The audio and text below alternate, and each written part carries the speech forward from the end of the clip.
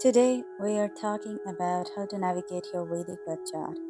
If you are a beginner to Vedic astrology, this video is totally for you. When you first look at your chart, you will see one big square divided into 12 smaller boxes, and inside them, there are random numbers and alphabets, right? And honestly, it looks super confusing at first. So let's break it down and see what all of that actually means.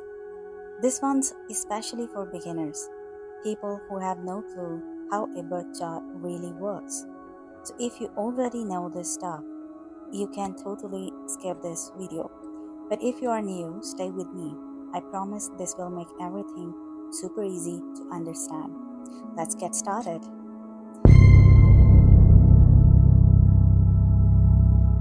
So, first of all, in Vedic astrology, as you can see this box on your screen, this is your birth chart.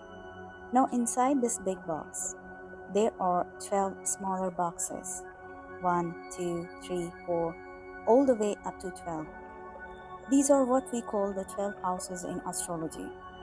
Whenever you look at this kind of a chart, you always start counting from the top box and then go in an anti-clockwise or counterclockwise direction. So that's how you go from the first house to the second, third, and so on. These boxes or houses are always fixed. They never change no matter whose chart you are looking at. The first house will always be the first, the second house will always be the second, and so on. So that part is constant. Now, what's important to know is that these houses are not just random boxes. Each one actually represents a different area of your life.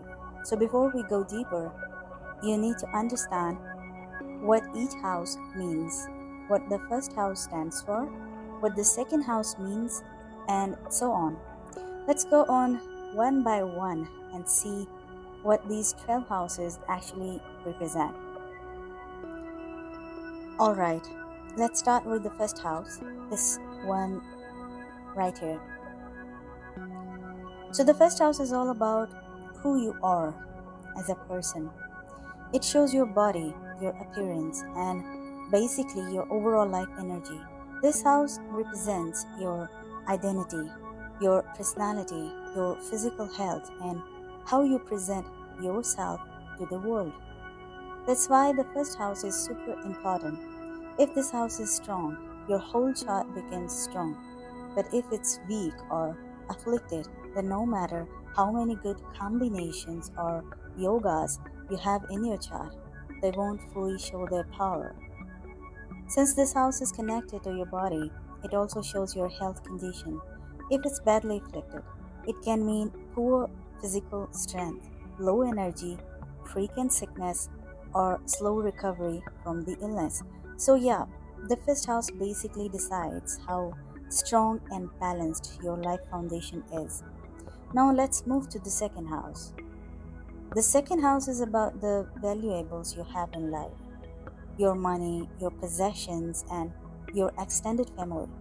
It also represents your bank balance and even the way you speak.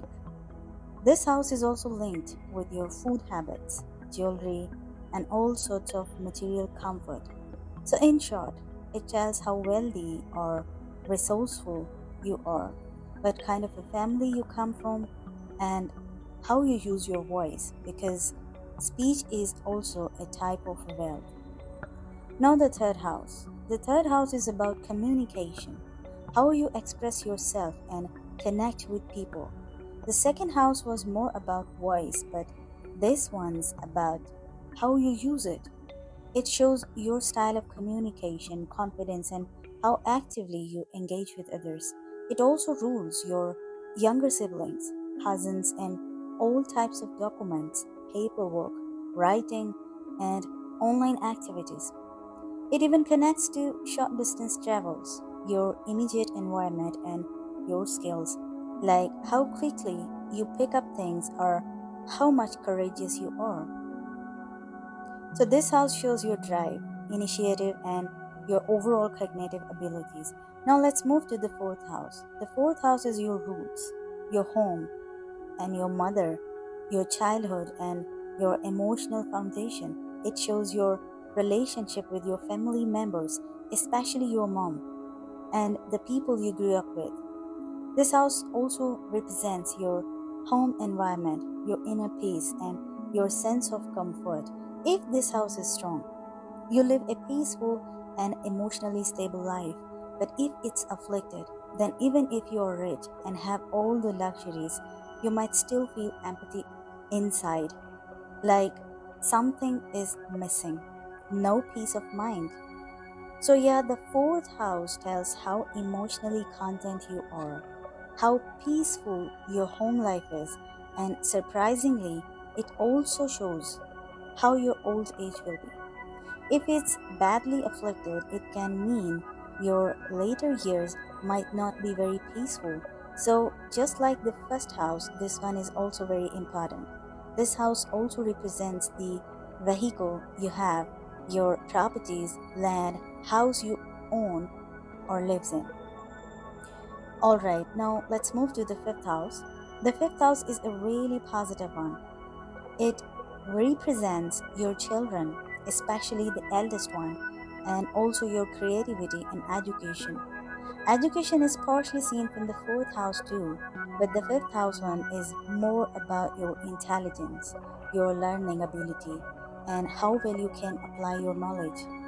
This house also talks about romance, dating, and how expressive or romantic you are. So, yeah, your love life vibes come from this house. The fifth house is also connected with fame and recognition, not necessarily how popular you are, but what you are known for, like what makes people remember you or what you're appreciated for. If it's strong, it brings luck, creativity, and happiness. But if it's afflicted, it can block those blessings like difficulties with children, lack of happiness, or poor decision making. If harsh planets sit here, it can make a person less wise or less creative. So, yeah, this house really decides how bright and joyful your life feels. All sort of speculative activities also seen from this house. Apart from this, matters of progeny are specifically seen from this house. If there is super affliction here, either you are not having kids at all, or you will not be able to have good relations with them. Now let's talk about the sixth house. The sixth house is basically the house of challenges, all sorts of problems, struggles, and obstacles you face in daily life. It represents debts, enemies, competitors, and the people who stand against you. It also shows your job, your service, and how you handle your daily routine. Like, do you enjoy your 9 to 5 lifestyle or does it feel exhausting and stressful? That's this house. The sixth house is also linked with disease, not your overall health. That's the first house, but the type of illness or weaknesses you might be prone to. If this house is strong, you can easily overcome enemies and problems, but if it's weak, you may struggle with deaths, conflicts, or recurring health issues. Now, moving on to the seventh house. This one's all about relationship. The seventh house represents your marriage, your spouse, and all kinds of one to one partnerships, personal or professional. It also shows how you interact with others in general. If this house is afflicted, you might notice that your one to one interactions easily turn competitive or tense, even when you don't mean to. This house also governs contracts, agreements, and business partnerships.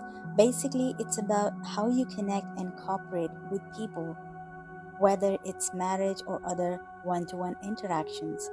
If it's strong, you can build healthy, balanced relationships. But if it's weak, it can bring delays in marriage, misunderstandings in one to one interactions, or unstable partnerships. So, yeah, this house is super important as well because it decides how well you get along with others and how harmonious your connections are. Now let's move to the eighth house, probably the most feared and mysterious house in astrology. This one is considered the most challenging among all 12 houses, and that's because it's the house of transformation. The eighth house deals with all those sudden, unexpected, and sometimes unwanted changes in life, things that shake you up. But these changes can be both good or bad. Like one day you're struggling financially and suddenly you rise to success. That's the eighth house working in a good way. But it can also flip the other way. Like one day you are famous and the next day some scandal ruins your image. This house rules over accidents, sudden losses, reversals of fortune, surgeries, and scandals, basically anything that changes your life instantly. On the brighter side, the eighth house also represents unearned money like inheritance, insurance claims, or wealth that comes from your spouse or in laws. It's the money you didn't earn directly but still receive. It also represents your in laws, hidden things, life mysteries, and occult sciences like astrology, black magic, or even secrets and traumas that shape your emotional depth. So, yeah, it's an intense house, but it's also the one that helps you evolve through major life changes. Now, let's move to the ninth house. This is the house of luck and high wisdom. It represents your beliefs, morals, spirituality, and how you see the world in terms of right and wrong. If your ninth house is strong, you're likely to be wise, moral, and fair minded. But if it's weak or afflicted, you may struggle to find a sense of direction or purpose in life. It also represents your father or fatherly figure, your teachers, mentors, or spiritual guides. Basically, anyone who gives you wisdom and helps you to see life clearly. This house is also linked with religion, higher education, philosophy, long distance travel, and legal matters. So, yeah, it's the house that expands your horizons and helps you grow beyond your comfort zone. Now, moving to the 10th house, the house of career and karma. This is one of the most important houses in your chart because it represents what you do in life, your profession, and how you contribute to the world. Even if you are not doing a formal job, like if you are managing a home or doing social work, that's still your karma.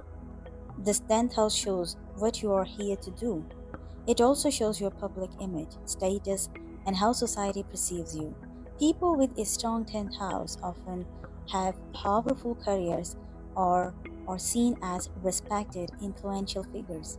It also reflects your relationship with authority figures like your boss, your superiors, or even government institutions. So, yeah, this is the house of action and success, and along with the first, fourth, and seventh, it forms one of the four main pillars of life. Now, let's talk about the 11th house. The 11th house is all about connections, networks, and gains. It shows your friendships, your social circle, and how you connect with larger groups. This house also represents your long term goals, dreams, and achievements. It tells how easily you can attract financial gains or opportunities in life. While the second house is about your savings and financial worth, the 11th house shows how much you can earn or gain overall. It also represents networking, social organizations, memberships, and group activities, basically, how active you are in connecting with people. If someone has a strong 11th house, they usually have great social connections, helpful friends, and influential networks. It's also the house of your elder siblings and your ability to turn hopes into reality. And finally, the 12th house, the last one. The 12th house is the house of isolation, losses, and spirituality. It represents any place of isolation like hospitals, prisons, or asylums, but also foreign lands, since those are the places away from your native roots. It's also connected to expenses, investments, and losses. So, if a planet is sitting in the 12th house, it usually doesn't give its best results in a material sense. It might show where you lose or where energy drains out.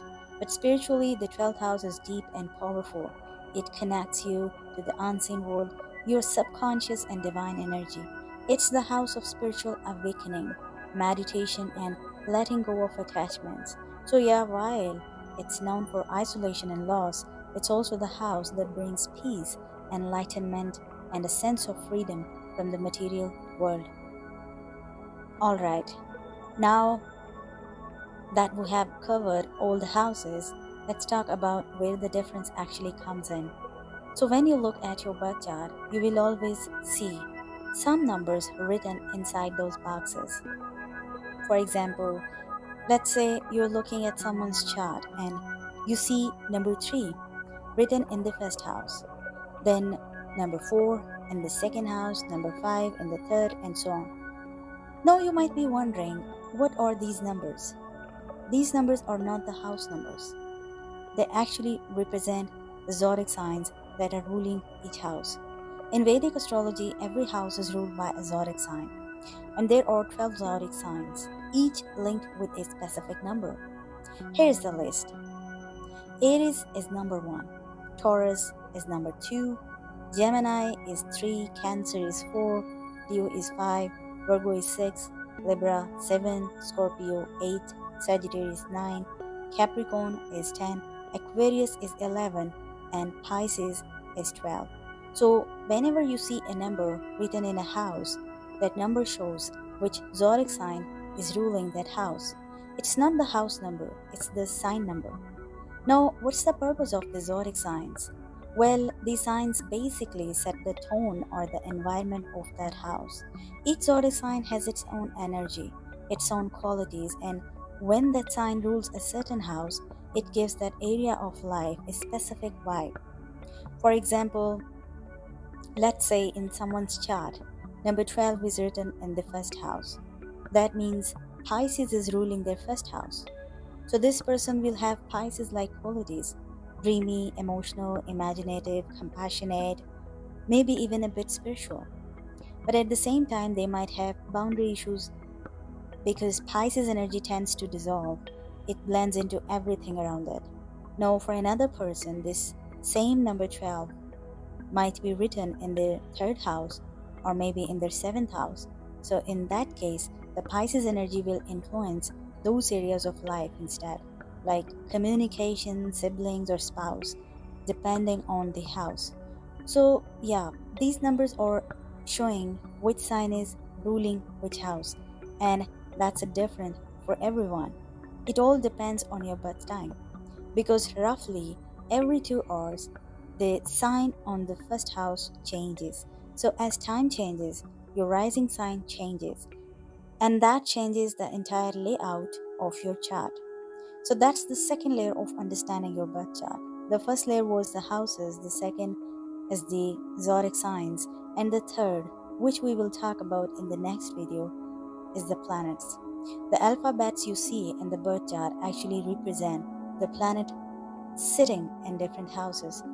Just like zodiac signs set the vibe of the house, the alphabets you see in the birth chart actually represent the planets sitting in different houses.